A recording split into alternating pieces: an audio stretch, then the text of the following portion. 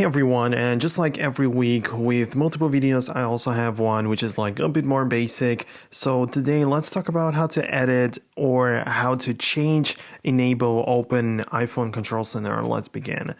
As you probably know, on the iPhones with the notch, you can swipe down from the upper right corner to access it, but there are some things that you can customize. Even when iOS 15 was about to be released, there were some rumors saying that it's going to be fully redesigned and that it's going to be supporting some Face ID and Touch ID authentication and stuff, which apparently did not happen, but we still have the regular customization and features of the control center. So the way you set it up or actually modify it is that you go ahead and go to the settings, and the control center is right there in the third section under the general. So you're gonna click on it, and there aren't much things. So you can see some home controls. When you have this enabled, you can control some appliances and stuff in your home and accessories, and you can access it within the apps or not. But the real thing is when you scroll down a bit, and there is a list of all of the things that you can add. So let me go ahead and add all of them and show you what all of them do and how you can actually use all of them. Unfortunately, Apple still doesn't allow us to add any third-party things here, so you're only stuck with these included options. So if you go to the control center now, you have all of them here, and what you can do is simply click on or hold down to them to access or to trigger some features. By the way, guys, if you're new on this channel and if you don't want to miss the next kind of basic updates and videos and more advanced stuff as well, then make sure to subscribe so you don't miss future uploads and you are just always updated and know what's going on.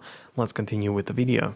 You can rearrange these icons and the way they show up when you access the control center, again in the settings, by holding down to the three lines and then just moving stuff around according to your will and how you want it to have it. So usually you have the stuff like flashlight, which turns on when you click it, hold down to set the how hard and how much light should be emitted from the flash. Then you have the timer, more options for setting the timer minutes. You have the calculator copying the last result, the 3D toggles of a camera to take selfie, portrait selfie, video, low power mode, which doesn't do anything when you force press it, then the Apple TV remote, and then screen recording. Then you of course have like the option, if you hold down to it, to screen record Gmail and photos, at least in my case, and with the microphone turned on or off. Then you have this sound recognition, and this can be kind of useful, I guess, so it can hear and like look for some sounds and stuff. Sorry for the beeping in the background. Anyways, then you have the accessibility shortcut, which doesn't do a lot. It just tells you to open up the accessibilities. Then you have the alarms. If you hold down to it, you only get to there, so nothing really that special.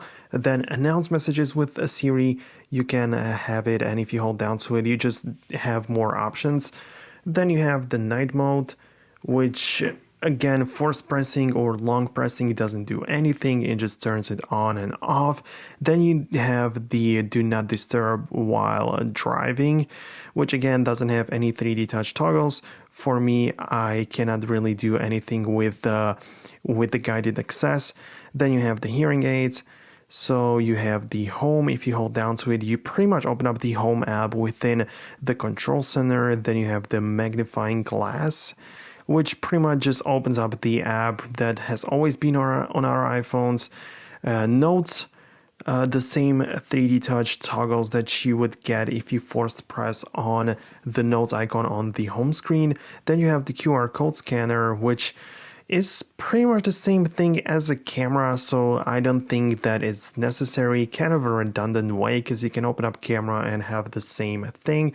Then you have the bedtime, or you have the sleep schedule, sleep mode, and stuff like this, which again, long pressing doesn't do anything. It's just a sleep toggle. And you also have a stopwatch, which again, only force pressing gets you inside, so you can just rather click it as well. Then you have the text size, which is really useful actually, and if you force press on it, you can swipe up and down to adjust the size of the text. Voice memos only opens up the app.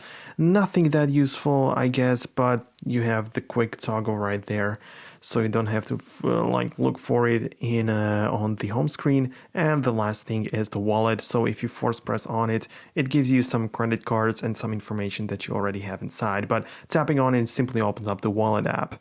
So that was pretty much it. I tried to go through it as fast as possible. So these were all the toggles and all of the things that you need to know about it. Like I say, a video that is a bit more basic, not that advanced, but for people new to iPhones or people that don't really care about technology that much. Hopefully it does help you. And if it did, I want you to leave a thumbs up because it does show me that you found it useful. And for more content, make sure to subscribe for more advanced as well as easy stuff. Make sure to subscribe and see you guys later in the next video. Peace out, guys.